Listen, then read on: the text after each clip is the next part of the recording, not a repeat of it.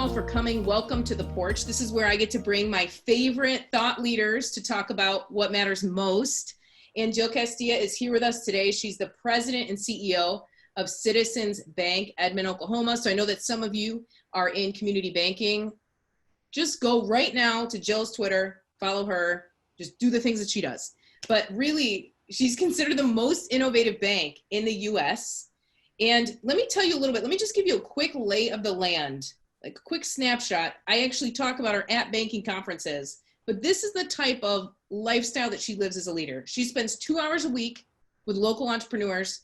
She took a 15,000 square foot brick and mortar that the bank had and made it, they call it Vault 405. So all the entrepreneurs that are in that area can go and work together in this co-working space. She's wildly active on social media. She's hanging out with Mark Cuban from the Shark Tank, like no big deal. But she's been spending time with him, which we're going to talk about. She replies directly to her employees. So she's not somebody that's like, have my assistant do it. She does it.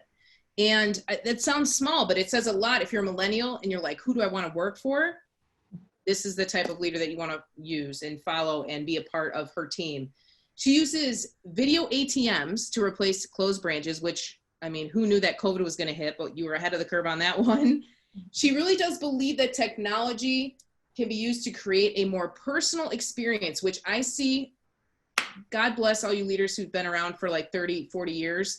I know that there's sometimes tension around technology that like it's sending us all to hell in a handbasket. And instead we can take it and use it to connect even deeper. And if you just follow Jill on LinkedIn or Twitter, you'll see exactly what we're talking about. And for all you musicians out there, I'm a drummer. And for all you musicians out there, she has a food and music festival. Her team of 50 puts on a food and music festival, non-COVID years, 8 times a year, and 25 to like 50,000 people show up in the community to be a part of this. This is just the beginning, but I wanted to just give you the lay of the land, wildly active in her community, making a difference. Jill, it is a pleasure to have you here. Thank you for coming. Oh, it's so exciting to be here, Lindsay. Thank you so much for inviting me. Yes. Okay, there's really 3 things I want to talk to you about that I know you're good at: leadership, listening, and innovation. Those are like your jams. So the first thing that you said when we were kind of connecting before everybody jumped on is this idea that, how did you get to this point where you're taking risks, where you're making a difference in your community? And you mentioned that people call you and your team weirdos. Can you tell us about that and what that journey that it took to take the types of risks that you take?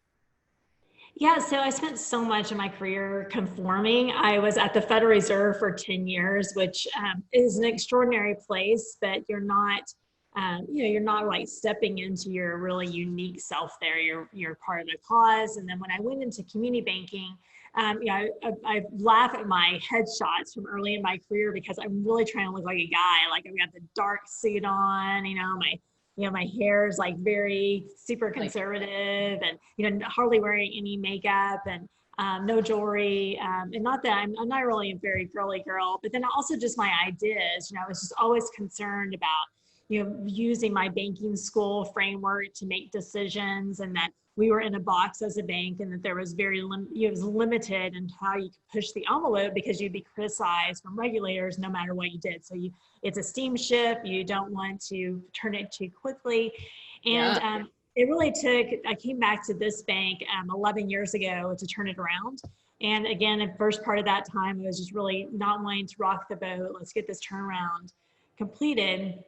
But once I kind of dipped my toe a couple times into being a little different and not really realizing what I was doing, it was more in reaction to a crisis than someone encouraging me to kind of spread my wings. It felt so good. And I felt like I was in a groove, that I was like being, my authentic self versus being someone that I was striving to be like others. And I think that little taste just gave me the courage to do that again and again and again. And as a result, then you start connecting with other people that are standing out, that kind of are viewed as weirdos maybe in the industry, but they're really brilliant in these different ways that they're approaching their work and approaching their team members and their customers. And you start getting inspired, like, wow, this is a lane in which I feel like I'm meant to be on. And if I just keep walking in this path, more and more blessings come. So it becomes very addictive. So, I just embrace being kind of different. There's only less than six CEOs in Oklahoma that are female. I probably can name most of the female bank CEOs throughout the nation, and there's not very many of us. And so, instead of hiding from that, just stepping into being who I am and not being concerned so much about what people think. And there's a lot of room in banking to innovate. You have to stay in your regulatory box, but you can push the envelope in so many different ways, and how we serve customers, how we treat our team, how we lead an organization to cultural change. I can totally see that. And one thing that you said that stuck out was, you did this nibble by nibble. You weren't all of a sudden like, that's it, I'm going to be Jill and everyone's going to accept it. It was like, really, you took it moment by moment.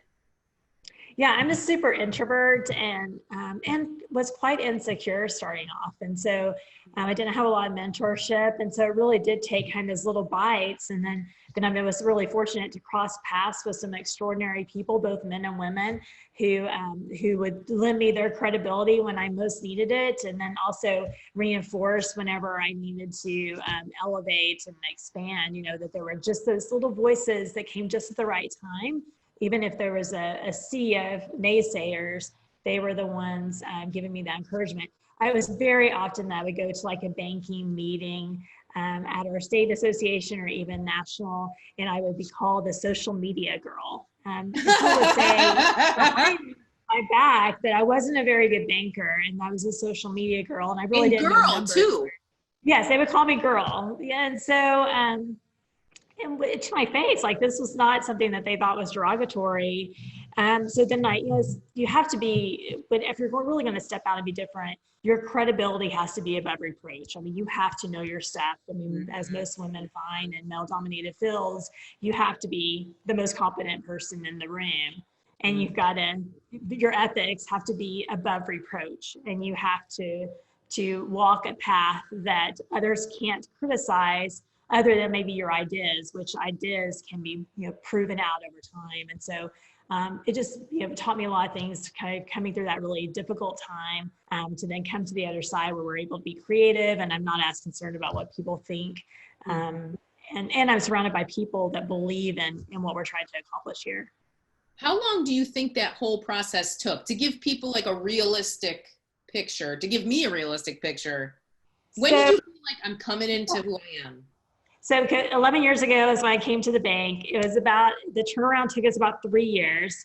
I've been in this position for 6. And so I would say it was probably been 5 years that kind of awakening happened. But it was really quick once it kind of started taking hold. And so it was just like a domino effect once I really started branching out. The tipping point was we decided to sell our branch locations, which was really controversial with our board, and we were consolidating in one spot. And I was focused on, let's don't lose any customers while we're closing these branch locations, and we're selling to a larger regional bank. And so we developed these interactive ATMs before there was ITMs, and we deployed them at these different spots across the street from our branch locations, and for $15,000 each. And it took me only 6 weeks to get it deployed. And so that was like the first time where I was like, okay, that was kind of interesting. And then we had another large regional bank send me a cease and desist because they were saying we were infringing upon their branch exclusivity at a local university. But I'm like, but it's not a branch. And so I started then kind of getting a little bit of a chip on my shoulder. And then it started into, well, how can we use some of this technology in the branch? And so we started kiosk in the bank lobby, the interactive kiosk about 6 years ago. We started the street festival that you mentioned. And that was a huge boost. The other banker in Ann Arbor, Michigan had a street festival, and they gave us a lot of advice on how to start one. And we were hoping for a couple hundred people to show up, and we had 3,000. And then it has turned into now 50, 60,000 people coming to downtown Edmond pre-COVID for a street festival. And so those big wins all happened like in a year. Wow. And it allowed us to do like Ball 405. You mentioned that you're a drummer. I just was just finished up serving as an executive producer for a local rapper and his album that launched. I mean, so it's like all this like magic just started coming together. But it really was like a year that it was like an awakening of things happening. They gave me the momentum to kind of get, and you're just authentically connected with people along the way, because when you're kind of hungry and scrappy, you're looking and connected with other people there as well. And then that just creates a lot of magic whenever they start producing things and you're producing things, and you find ways in which you can overlap and then have synergies that can kind of explode, whether it's a street festival or co-working space or a branch launch or deposit acquisitions. Yeah, this is a theme, and you talked about this, and we talked about this a little bit before we could get everybody on, but you really do listen first, and you don't always have like the end. I want to talk about this because as a life coach and as a career strategist, we're usually like, keep the end in mind. What's your SMART goal? And so even when I'm like, you know, what are the goals here? What are we doing? There's a part of you that it feels like if you were my coach, you'd be like, hey, just chill for a minute, listen, see what people actually need. And I heard you say in a different interview, you know, it was similar, like if you're listening with the end in mind, you're kind of missing the good meat that other people are skimming over to develop a product and bring it to market. So there's this magic that you have learned and that you do all the time where you're really listening and waiting to see how things come together. I mean, I just remember how hard it was to get to the table. And so I really enjoy giving other people the opportunity to be at the table, whether that's a podcast interaction or if it's a telephone call or a text, or, you know, not really knowing how it potentially could benefit me in the future, but having faith that this interaction is not going to be it's either going to benefit the person or me by this crossroads. And I'm very type A, so I would love to have a 5-year plan and a 10-year plan. But where the magic has happened is whenever I haven't done that, when I haven't had the expectation, I would have limited myself. I would have limited the ceiling of what a Heard on Her could accomplish if I said, we're going to have a street festival and it's going to produce $5 million in loans. I may have produced $5 million in loans, but because I didn't do that, and we just said, we're just going to do it because it's good and it's going to create community and it's going to revitalize this area. And we've gotten tens of millions of dollars in loans and deposits as a result of that, and just infinite amounts of goodwill in our community and connections that if I would have set that ceiling, you only rise to that and you don't realize what you're capable of. And the magic has always happened whenever I've just gone in with good intentions and been present, and not let my ego, which we all, my favorite phrase is, my ego is not my amigo. And so like getting your ego aside, like basically if you're saying like, I'm too important for this room, then I know like, okay, I need to check myself. But just like my best friends in our community are the ones that you would never have matched me up with that friend group, because they're the ones really making things happen. I don't have a lot of overlap with socially, but they inspire me to think bigger and better. And I would never have been able to cross paths with them if I had predetermined some goal and what direction I was going to go. It also helps you find where you are fulfilled in life by just letting yourself be led to things. But no matter if you're like spiritual or you think the universe is conspiring for your benefit, like I'm telling you, good happens when you just kind of lean into the situation and the people that you're able to interact with. And that goodness too permeates through, when I think about the people that want to connect with you as a future employee, or people that do want to take a loan.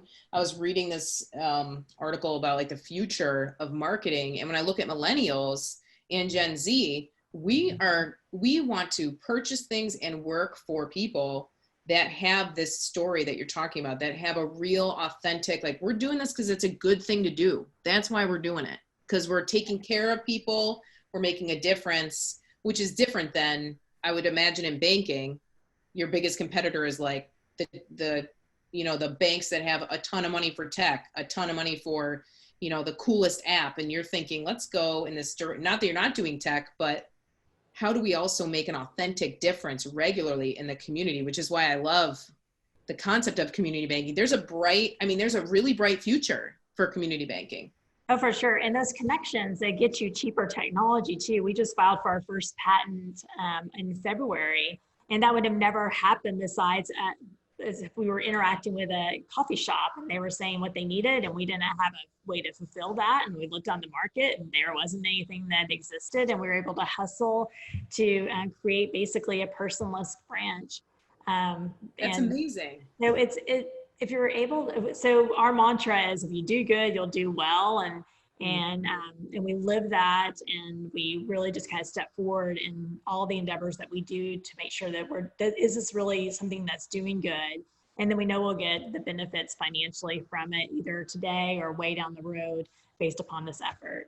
But you're right, in banking too, we shy away from turnover, and we've been really blessed to have some amazing turnover at our bank where we've had tellers who have gone on to become police officers or start their own company, and we've been able to be the seed or the recommender or the connector. And so knowing that we don't have to be someone's whole career book, we can be a chapter in it and make it extraordinary, then keep them connected as part of our bank family for the long term. And so that ends up building a really amazing culture over time. And then your team becomes much more selective, not just us, but the team in general, about who they're willing to accept into the organization. So so I think being present and being engaged and being accessible, which social media provides the ability to do all of those things, which is why I really enjoy it.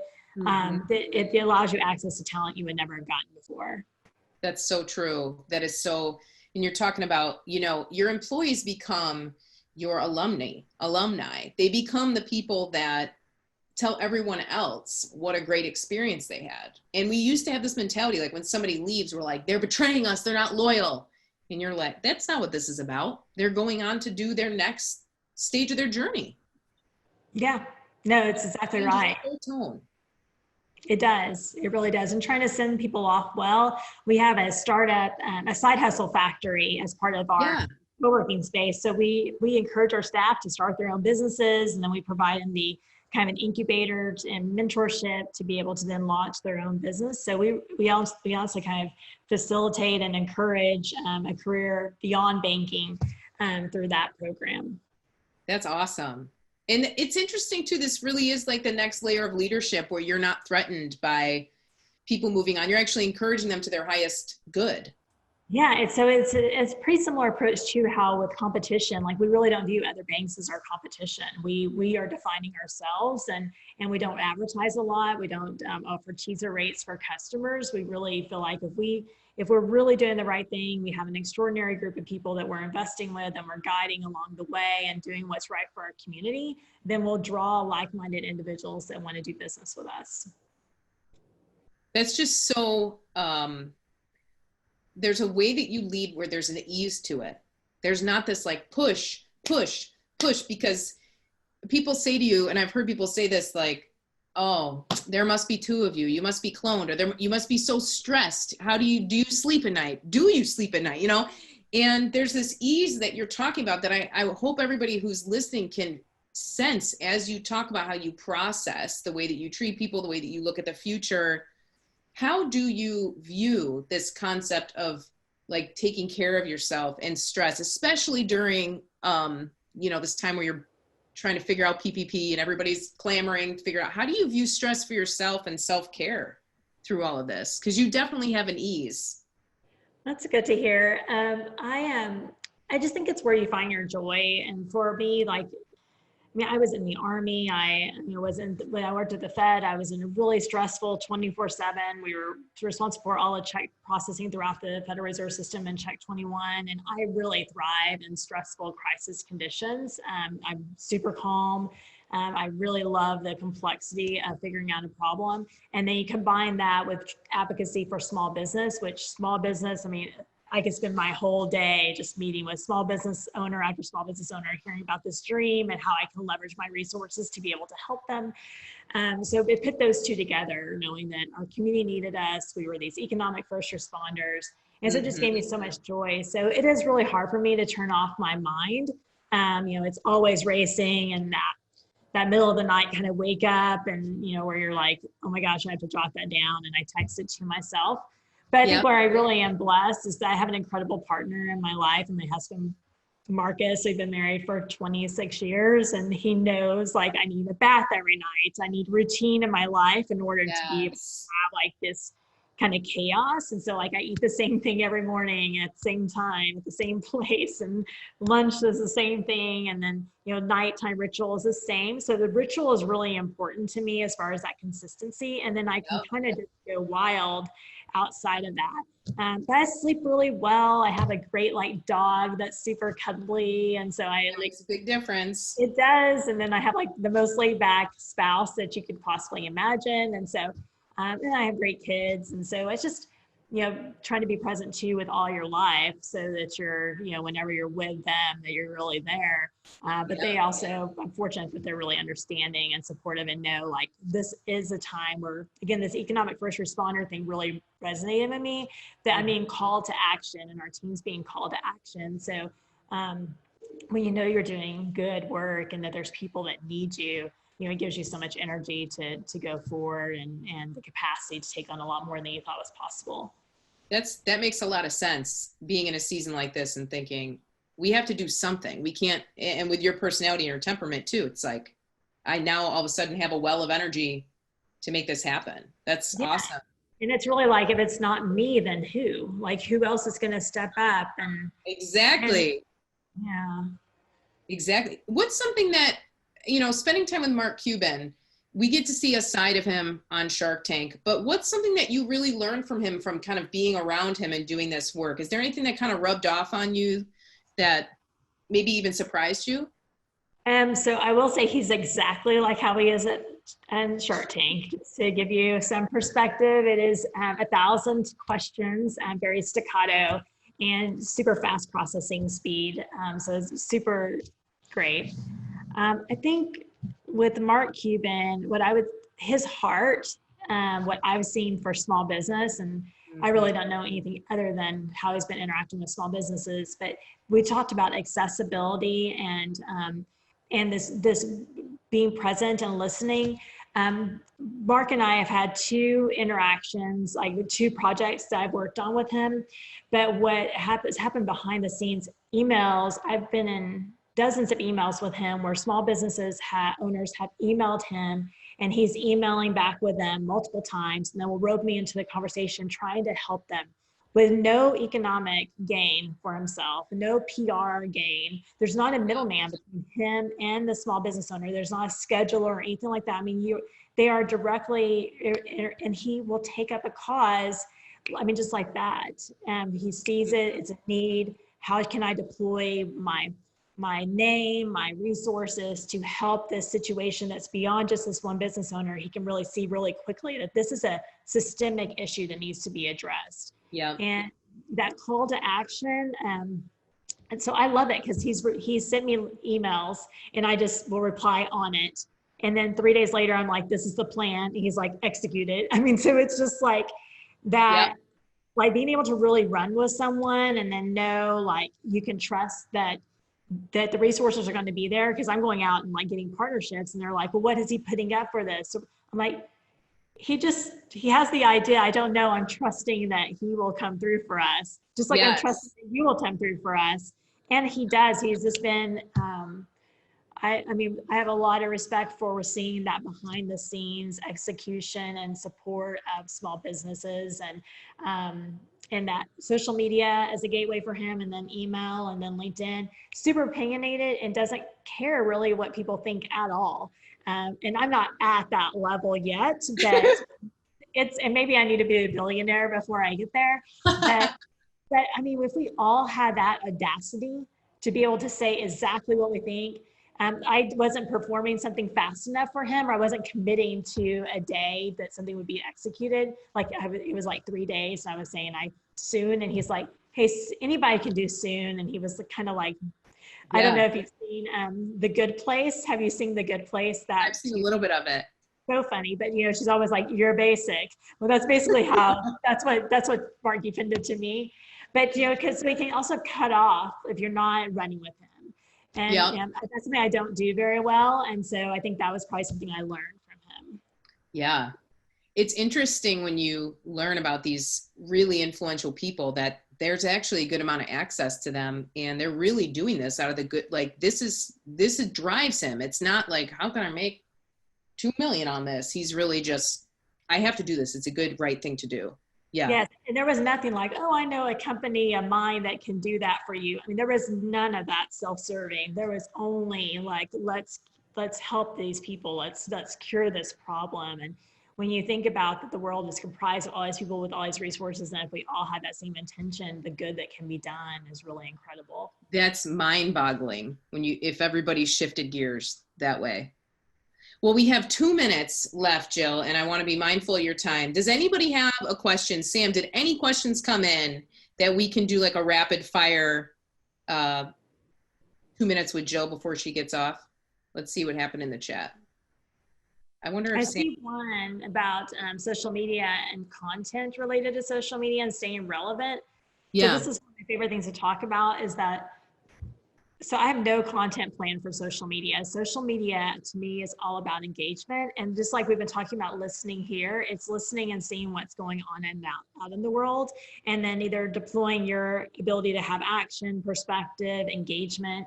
That's to me what social media is all about. That's why I really love Twitter because it is so engagement focused. Yes. I like using LinkedIn to be able to get out, like, especially in this time of crisis, communication is so important so that the customers, the community really know where you stand, what are you doing to help and trying to ease concerns. And so my focus on LinkedIn content was really like, how do I ease community concerns to let them know, like we know that everything's chaotic and there's a lot of worry out there, but we're here to guide you through it.